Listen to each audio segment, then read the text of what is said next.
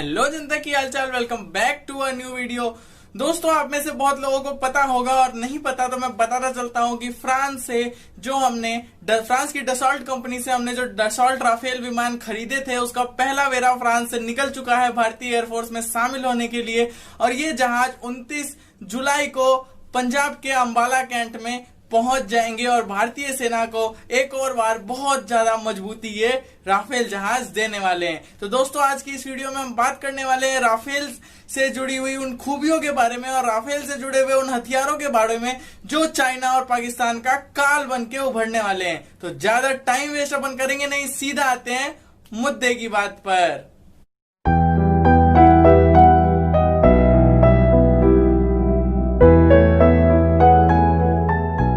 दोस्तों, तो सबसे पहले मैं आपको बता दूं कि भारत ने ये जो राफेल विमान है ये खरीदे हैं फ्रांस की एक कंपनी से जिसका नाम है डसॉल्ट। और डसॉल्ट काफी टाइम से एयरक्राफ्ट बना रहा है, फाइटर एयरक्राफ्ट बना रहा है और एक बहुत ही सक्सेसफुल कंपनी है। इस डसॉल्ट कंपनी का जो ये प्रोडक्शन है यानी कि जो राफेल है वो दुनिया का चौथा सबसे शक्तिशाली और चौथा सबसे मॉडर्न जहाज है। और ये पहले भी कई वॉर अफेयर्स में साथ साथ बहुत सारे मिलिट्री ऑपरेशंस में अपनी खूबियों को दिखा चुका है, अपने आप को साबित कर चुका है कि हाँ, मैं सच में दुनिया का चौथा सबसे ज्यादा एडवांस और शक्तिशाली जहाज हूं।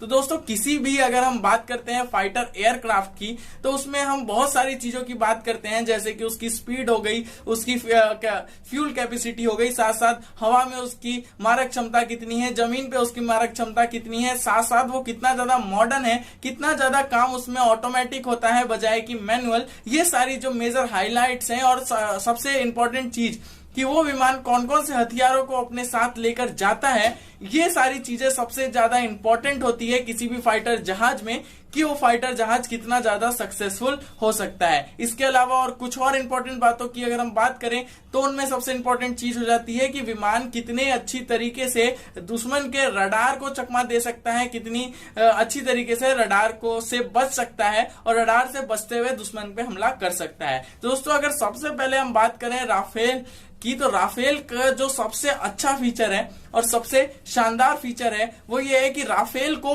फ्लाइट करने के लिए यानी कि टेक ऑफ करने के लिए बहुत बड़े रनवे की जरूरत नहीं है।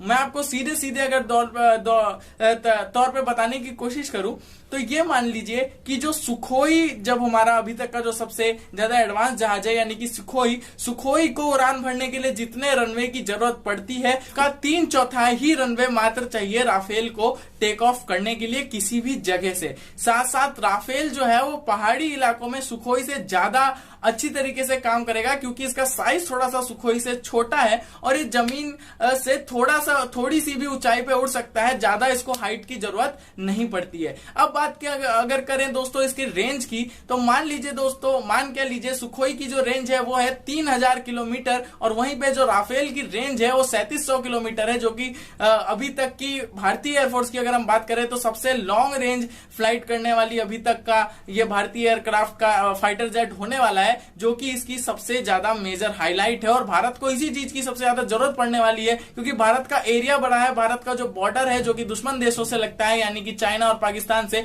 वो काफी लंबा है। तो हमें एक ऐसी एयरक्राफ्ट की जरूरत थी फाइटर एयरक्राफ्ट की जिसका रेंज थोड़ा सा ज्यादा लंबा हो, जिससे हम ज्यादा एरिया को सिंगल फ्लाइट में कवर कर पाए। अब दोस्तों, अगर बात करूं इसकी एक और खूबी की तो दोस्तों यहाँ पर आप इमेज में देख पा रहे होंगे, यहाँ पर मैं एक आपको वीडियो भी चला के एग्जांपल की दिखा दे रहा हूं कि राफेल के आगे के साइड में एक नोजल लगा हुआ है। ज्यादातर विमानों का ये सिस्टम पीछे साइड से होता है, पर राफेल के देखिए दोस्तों आगे एक नोजल लगा हुआ है। इस नोजल से राफेल की जो फिलिंग है वो आसमान में ही की जा सकती है, मतलब इसको आसमान में इसको रिफिल किया जा सकता है बहुत इजी तरीके से। हालांकि ये कोई बहुत खास फीचर नहीं है, बट इसका नोजल आगे है तो इसको रिफिल करने में कम टाइम लगता है, सहूलियत लगता है और इसके अंदर बहुत अच्छी टेक्नोलॉजी यूज की गई है जिससे जैसे ही विमान का फ्यूल कम होता है उससे पहले ही ये सिग्नल भेज देता है रिफ्यूलर को, रिफ्यूलर आके इसको फिल कर देता है और उसके बाद ये फिर से अपने ऑपरेशन को जारी रख सकता है। इसके अंदर सेंसर्स भी लगे हुए हैं जो जैसे ही फ्यूल टैंक भरने लगता है वो इंडिकेट कर देता है पायलट को और उसके बाद पायलट अपनी आगे के ऑपरेशन के लिए चला जाता है। साथ साथ अगर मैं दोस्तों बात करूं तो अपने साथ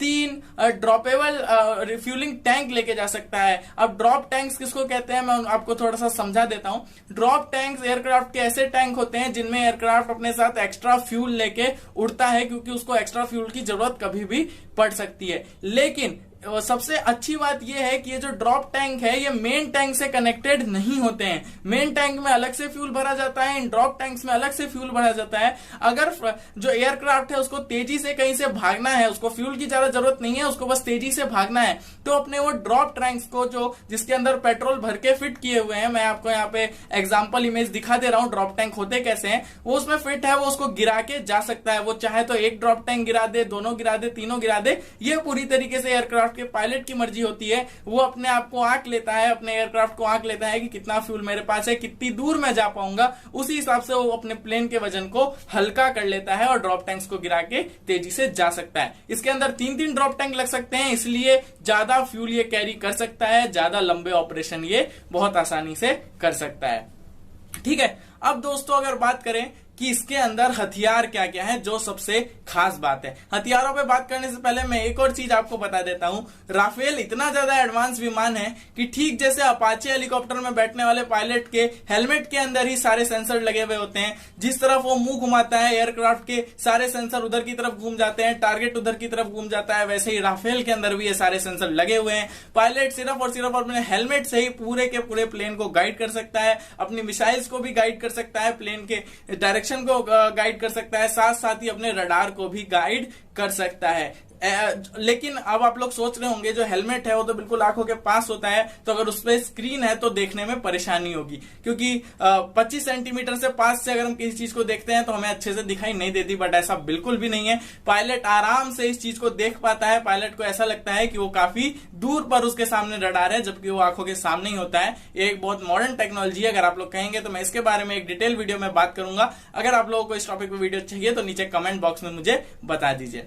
ठीक है, अब बात करते हैं दोस्तों इसके सबसे जरूरी चीजों की, यानी कि इसके हथियारों की, कि राफेल के अंदर किस किस हथियारों का यूज किया गया है। तो दोस्तों राफेल के अंदर मेजर 4 मिसाइलें लगाई गई है। Scalp missile, hammer missile, mica missile और मिटियोर मिसाइल। चारों मिसाइल के अपने अपने अलग अलग खूबियां हैं, अपने अलग अलग काम है, और चारों मिसाइलें अलग अलग तरह की चीजों में, अलग अलग तरह के अटैक में काम आती है। चलिए एक एक करके मैं आपको इन चारों मिसाइल्स के बारे में बताता हूं। चलिए दोस्तों सबसे पहले बात करते हैं स्कैल्प मिसाइल की। तो स्कैल्प मिसाइल दोस्तों बहुत ही ज्यादा पावरफुल मिसाइल है। सिर्फ इंडिया में ही सबसे पावरफुल नहीं है, पूरे दुनिया में मानी हुई मिसाइल है और काफी ज्यादा शक्तिशाली है। इसकी कुछ खूबियों की या फिर सबसे बड़ी खूबी की सबसे पहले अगर हम बात करें तो वो है इसका रेंज। दोस्तों इस मिसाइल का रेंज है 500 किलोमीटर। अब आप सोच के देखिए, अगर कोई एयरक्राफ्ट 500 किलोमीटर पहले ही किसी मिसाइल को दाग देगा तो दुश्मन देश का जो भी एंटी मिसाइल सिस्टम है या फिर एंटी एयरक्राफ्ट सिस्टम है वो उसको कैसे पकड़ेगा एयरक्राफ्ट को, क्योंकि एयरक्राफ्ट उसके रेंज में ही नहीं गया। हम अगर चलिए बात कर ले S-400 की बात करते हैं, जो कि चाइना का एंटी टैंक मिसाइल है, जो भारत के पास भी आने वाला है। अगर हम उस S-400 के बारे में आप लोगों को डिटेल में जानना है तो मैंने वीडियो बना रखी है, आई बटन में लिंक दे रहा हूं, जाके देख लीजिए। अब अगर बात करें अगर चाइना के S-400 की भी, तो S-400 भी एयरक्राफ्ट को मतलब राफेल को गिरा नहीं पाएगा अगर राफेल स्कैल्प मिसाइल दागता है, क्योंकि 300-350 किलोमीटर रेंज है S-400 की और राफेल 500 किलोमीटर पहले ही स्कैल्प मिसाइल को गिरा देगा। स्कैल्प मिसाइल भी एक गाइडेड मिसाइल है। गाइडेड मिसाइल होने का मतलब यह है कि पायलट सेंसर्स के थ्रू उसे गाइड कर सकता है, उसके रास्ते को गाइड कर सकता है। मिसाइल सैटेलाइट से भी गाइड होती है, साथ साथ एयरक्राफ्ट से भी गाइड होती है। ठीक है, तो मिसाइल को 500 किलोमीटर पहले ही दाग देगा राफेल, जो कि जाके दुश्मन के जो टारगेट है उस पर जाके फटेगा। तो एयरक्राफ्ट को एंटी एयरक्राफ्ट टैंक होते हैं, मिसाइल्स होती है, उनके रेंज में आने की जरूरत पड़ती ही नहीं है। दूसरी सबसे इंपॉर्टेंट बात और सबसे खास बात इस मिसाइल की, यानी कि स्कैल्प मिसाइल की, ये सीधा ड्रॉप हो जाती है। मतलब एयरक्राफ्ट में से सीधा नीचे गिरती है और जब बहुत लो लेवल पे पहुंच जाती है, जहां पहाड़ी इलाकों में स्पेशली काम आती है, बहुत लो इलाके में पहुंच जाती है और लो इलाके में पहुंचने के बाद, लो हाइट में पहुंचने के बाद इसके विंग्स खुलते हैं और फिर ये फ्लाइट करना चालू करती है। बहुत नीचे फ्लाइट करने से फायदा ये होता है कि इतनी नीचे अगर कोई चीज उड़ रही होती है तो उसको कोई भी रडार पकड़ता नहीं है, क्योंकि रडार का जो टारगेट है वो हमेशा आसमान की तरफ होता है, नीचे रडार बहुत ज्यादा देखती नहीं है। और ऊपर से अगर पहाड़ों के बीच बीच में से होके और ये गाइडेड मिसाइल चलेगी तो सीधी सी बात है, रडार के जो इंफ्रारेड है वो जाके टकराएंगे पहाड़ से और इतनी नीचे तक नहीं पहुंच पाएंगे, रिफ्लेक्ट हो जाएंगे वहां पे, पहाड़ों से टकरा के नीचे तक नहीं पहुंच पाएंगे कि इस मिसाइल को रडार में पकड़ पाए बहुत आसानी से। ठीक है, ये हो गई इसकी स्कैल्प मिसाइल की बात। और ये स्कैल्प मिसाइल आप मान लीजिए इतनी ज्यादा शक्तिशाली है कि एक बार फटी तो एक साथ 4 S-400 को तबाह कर सकती है। तो पावर में भी कहीं कोई कमी नहीं है, रेंज में भी कोई कमी नहीं है, टेक्नोलॉजी में भी कोई कमी नहीं है, और इसे लॉन्च हम बहुत ही आसानी से राफेल से कर सकते हैं।